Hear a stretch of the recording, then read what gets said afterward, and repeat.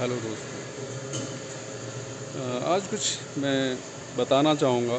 जो लोग एक्सपोर्ट करते हैं, इंपोर्ट करते हैं, है ना। एक्सपोर्ट करने के जो कैसे एक्सपोर्ट करते हैं, बहुत लोग हैं, है ना। बहुत लोगों को नहीं आइडिया मतलब क्या है, कैसे क्या करते हैं। सिंपल सा है, कोई इतना लोचा नहीं है। अगर आप बाहर माल भेजना है तो आपको पहले प्रोसेस होता है कि आप उससे इंटरकनेक्ट होंगे, जो जिसे माल लेना है। ठीक है, उसके बाद क्या है कि आप अपना जो भी उसके रिक्वायरमेंट हो वो शेयर करेगा कि मुझे ये रिक्वायरमेंट है। तो उसके बाद आप क्या करेंगे, एक कोटेशन बनाएंगे कि उसमें टर्म्स कंडीशंस लिखेंगे कि आप माल कहाँ तक देंगे। वो जो भी टर्म्स कंडीशन होंगी, जो भी प्राइस होगे, आप डॉलर में ही दोगे एंड इंडियन रुपीज़ में नहीं दोगे। ठीक है ना। तो गड़बड़ मानते हैं उसको, इंडिया में नहीं देते, डॉलर में ही देंगे।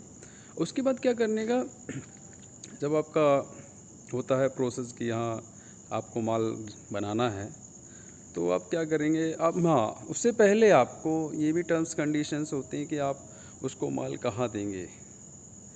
ऑन शिप करेंगे, शिप पे देंगे, या वो उधर साइट में देंगे कि हाँ उस शिप में, मतलब शिप में देंगे, मतलब मीन्स उसके डेस्टिनेशन पे।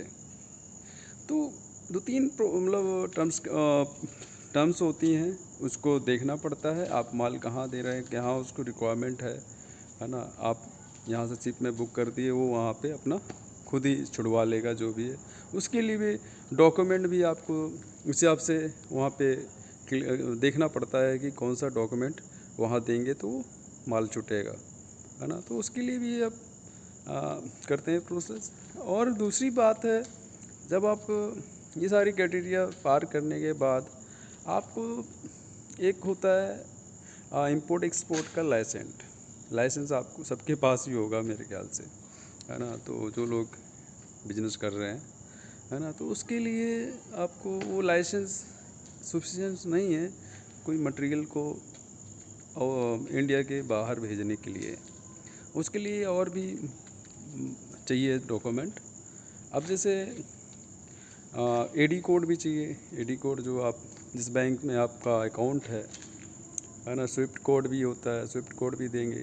एडी कोड, ये सारी प्रोसेस होते हैं। एडी कोड लेना होता है। उससे पहले आपको अगर पेमेंट, उसमें पेमेंट टर्म्स अगर पार्टी से है तो स्विफ्ट कोड होता है, उनको प्रोवाइड करना पड़ता है। तो कुछ अगर एक दो दिन में पेमेंट आती है तो डॉलर में आएगी। ठीक है ना।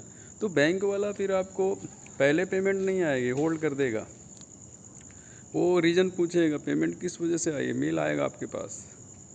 तब आपको बताना पड़ेगा कि ये पेमेंट किस बेस पे आई, मैं ऑर्डर पे बेस पे है, कैसा है। वो एक मेल आएगा, तो उसमें आपको अपनी इन्फॉर्मेशन जो भी आपने माल भेजना है ना, वो सारा प्रोवाइड करना पड़ेगा। उसके बाद वो जो यूएस डॉलर है वो कन्वर्ट हो जाएगा, कन्वर्ट होकर इंडियन रुपीज़ में आएगा। अब इंडियन रुपीज़ में आएगा तो कुछ चार्जेस होते हैं, गवर्नमेंट कुछ चार्जेस काटेगी, है ना। फिर वो चार्जेस उसी से डिडक्ट हो जाएंगे। उसके बाद आपके अकाउंट में जो भी बैलेंस होगा बचेगा, डिडक्ट होने के बाद। ज़्यादा नहीं काटते, वही 2% एक या 2% आई थिंक काटते हैं, अब तो पता नहीं क्या है ना। तो ये कट जाएगा। उसके बाद फिर आपके अकाउंट में आएगा। अब अकाउंट में आ गया। अब प्रोसेस है कि आप माल भेजना है। माल भेजना है तो उसके लिए आपको एडी कोड चाहिए। एडी कोड बैंक प्रोवाइड करेगा, बैंक ऐसे नहीं प्रोवाइड करता है। वो सारी इन्फॉर्मेशन आपके यहाँ से लेने आएगा, टीम आएगी। वो सारी इन्फॉर्मेशन कलेक्ट करेगी, आप पक्के हैं, आप माल भेज रहे हैं, क्या है, क्या कर रहे हैं, क्या नहीं, सारी इन्फॉर्मेशन कलेक्ट करेगा।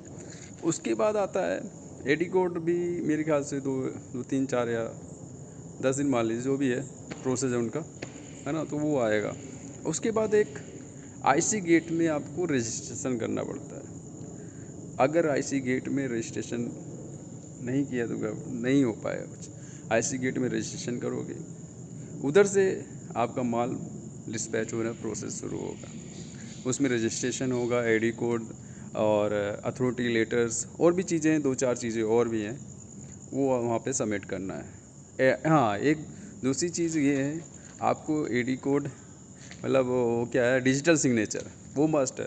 आपको डिजिटल सिग्नेचर एक बनाना पड़ेगा, ठीक है। उस सारे साइन जो भी डॉक्यूमेंट आप उधर भेजोगे वो सारे साइन डिजिटल साइन होंगे, ठीक है। उसके बाद आप फिर उसके बाद क्या है कि आप कोई आजकल बहुत सारे एजेंट्स हैं, उनकी हेल्प लेकर आप माल बाहर भेज सकते हैं। ये सारा कुछ तो करना ही पड़ेगा, ये तुम्हें ही करना पड़ेगा। उसके बाद क्या है, आपको एजेंट की हेल्प लेनी पड़ेगी। कोई जो इंपोर्ट एक्सपोर्ट करता है उसकी एजेंट हेल्प लो, वो सारे प्रोसेस कर देगा, है ना। उधर क्या है कि क्योंकि जब आपका माल इधर से जाता है कंटेनर डिपो में जाएगा, अब कंटेनर डिपो में उधर क्या है कि आपका एक गेट पास बनेगा। गेट पास के बिना एंट्री नहीं है उधर। आप क्या गेट पास बनेगा, गेट पास बनने के बाद आपकी उधर लियो होगा, मींस आपकी जो भी डॉक्यूमेंट्स हैं, जो मटेरियल है उसका चेक होगा। इंस्पेक्टर होगा, वो चेक करेगा, उसके बाद ओके करेगा, वेरीफाई होगा, फिर आपका कंटेनर में लोड होगा। कंटेनर भी कई टाइप का होता है ना। वो तो आपको जब भेजोगे, जब आप किसी एजेंट जो अच्छे एजेंट हैं उनसे संपर्क करोगे, वो आपका रेट बता देंगे। वो जो एक्सपोर्ट का रेट, सब कुछ रेट बता देंगे आपका, ठीक है। वो उनका काम ही यही होता है। तो हर कंट्री का अलग अलग रेट होता है। अब ओमान भेजना है, ओमान तो पास में है तो उसका थोड़ा कम होगा, है ना। लेकिन जो ये क्या बोलते हैं, इंडियन रेल से जाएगा, फिर उसके बाद आपको आपका माल उधर शिप से उधर जाएगा जिधर जाना है उसको, ठीक है। ये प्रोसेस है। नेक्स्ट वीडियो में मैं मिलूँगा कुछ नए चीज़ों के साथ, कुछ नई इन्फॉर्मेशन के साथ। तब तक के लिए बाय बाय।